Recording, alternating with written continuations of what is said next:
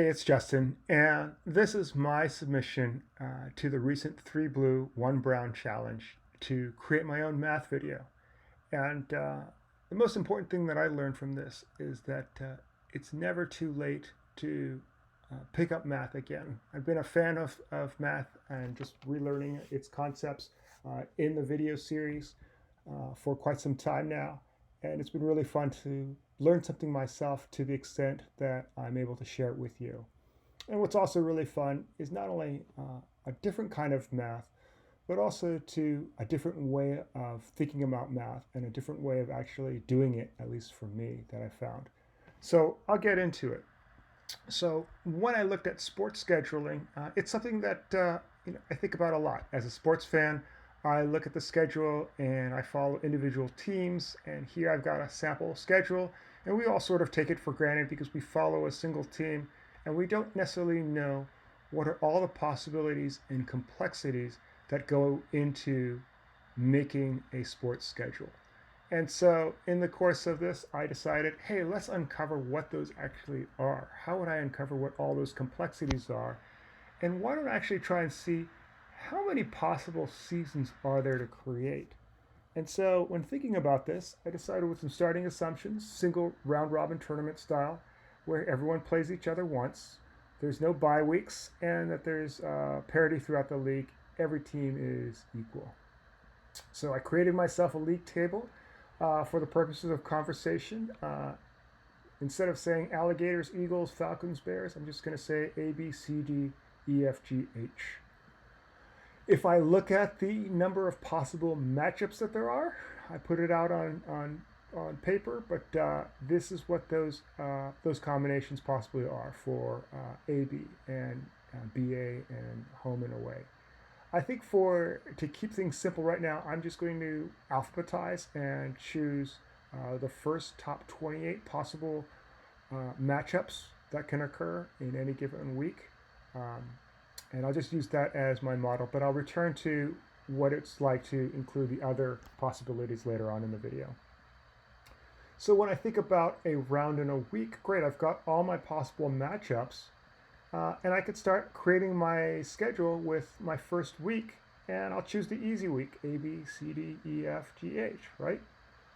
But what I learned is that you can't simply have this be random, right? If I go through and start choosing individual weeks, I always run the danger of having a dead-end week where I might choose a particular matchup where one of the contestants has already played or is already scheduled with somebody else. So in this particular week, I've got A, C, B, E, D, F playing, but it doesn't make any sense to choose the FG lineup because D is already playing the Falcons, right? The F is already playing, so I've got that duplicate there. What I did notice, and again, the code and there's more details in the description below, is that for a certain number of teams, there's a triangle style formula. And in this case, for my 8-team league, the number of unique possible weeks for 8 teams is n-1, n-3, n-5, or 105 unique possible weeks. And in the course of creating all these unique weeks, I alphabetize them, the individual matchups, so that A, B, C, D, E, F, G, H, those 4 matchups are equivalent to any other combination thereof. And just to keep the number of possibilities at a minimum for now, I just alphabetized the weeks, and I came up with the 105 uniquely alphabetized weeks. So when I look at a season now, a season is a collection of 7 individual weeks where the teams play each other just once. And what I found is that just doing this manually, as so many of the league officials have done over the decades, it is tedious. I've got to go loop through and find not only a viable week, but for my possible remaining weeks, I've got to eliminate possible weeks that already have the matchup that's occurred from the previous week. So in this case, I've chosen week number 1, A, B, C, D, E, F, G, H. But that means I've got to eliminate all other possible weeks with A, B, C, D, E, F, or G, H. And so my next available week that's possible is iterating through is week number 17. And again, I've got to keep going through and eliminating any other week that has those AC, BD, EG, or FH matchups. And I've got to iterate that 6 times to come up with a single 7-week season. You can imagine that it's very difficult to do. It's difficult to do on pencil and paper. It's even more difficult to do, and it's just as difficult to do within spreadsheets, within column filtering and table pivots. But just for the sake of illustration, I wanted to show you how onerous it is to create these 7-week seasons. And here are just a few of the possible combinations if I go through and I logically loop through what are the possible weeks that are free that haven't had any of the previous 3 weeks matchups. So I decided to automate. The line of thinking was the same, but to manually go through that is problematic. And again, the link to the sample Python code is in the description below. But what I found was that was surprising to me was how many possibilities there would be. And when I look at the schedule makers out there who are responsible for putting together an amateur league, a professional league, there is an enormous amount of complexity. With just my 8 teams and accounting for no home field advantage, I had 449,600 possible feasible seasons that were created just in this approach alone. So what makes a season, I think what makes a season interesting is that just to understand where all this complexity comes from, there's a lot of duplication. And if I filter through and I see what my combinations actually are, and I look at what's actually truly distinct, I can boil it down to 416 unique seasons with unique weekly combinations. If I just simply pick out 7 weeks that all work well together, of course, I can have 6 factorial number of combinations and variations of that particular season reflecting those particular sets of weeks. So while it may be true that there are millions and millions of combinations out there, for practical purposes, it is understandable to simplify that and to know that there's truly only 416 unique seasons that are out there for my 105 possible weeks. But that can change, right? That can change a lot. And in this first set of examples that I've worked through, I haven't considered what the home and away factor actually is. If that were the case, then in my typing, in my terminology, I would choose A, B, and BA, and I would increase the number of matchups from 28 to 56.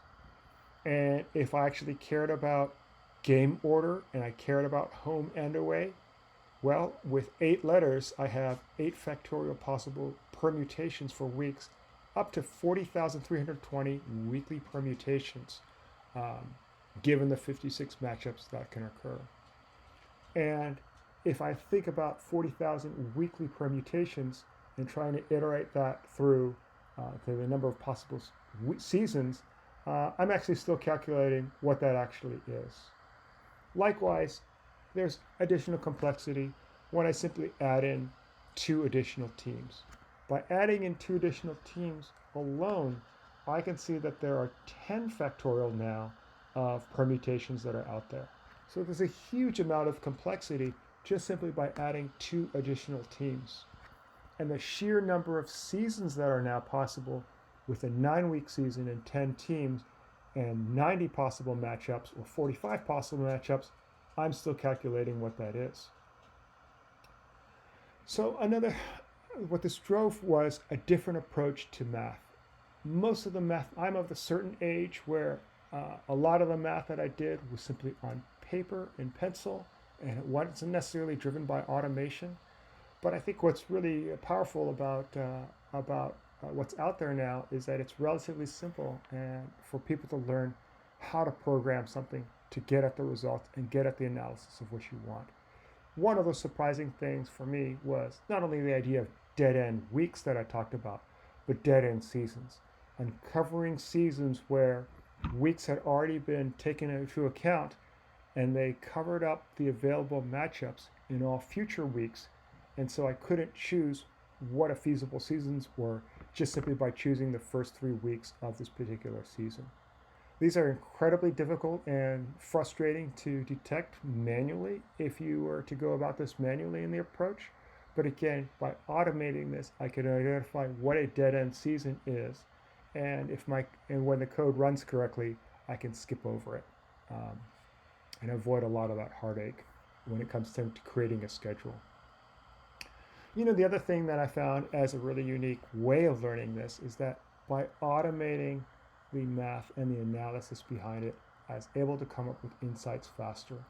And while there are math libraries out there like NumPy, like iter tools that go through Python, and they are uh, uh, used for combinations and permutations, what I found that myself was just thinking through how you wanted to structure the thought process was best done writing your own code. And so again, link in the description below, but I just found it was so much easier for me to think through how I wanted the possible seasons to be calculated. And that for me was a new way of doing math, was simply to use automation to derive at the insights rather than to try and manually do it formulaically or symbolically. So I really enjoyed putting this together. I was really surprised by the possible combinations and the complexity behind sports scheduling. Again, there's more details around the, the permutations and the combinations that I have, as well as the programming code in the description below.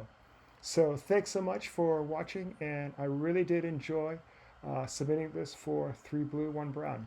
Thanks again for everything that you do, and I'm a huge fan. Take care now.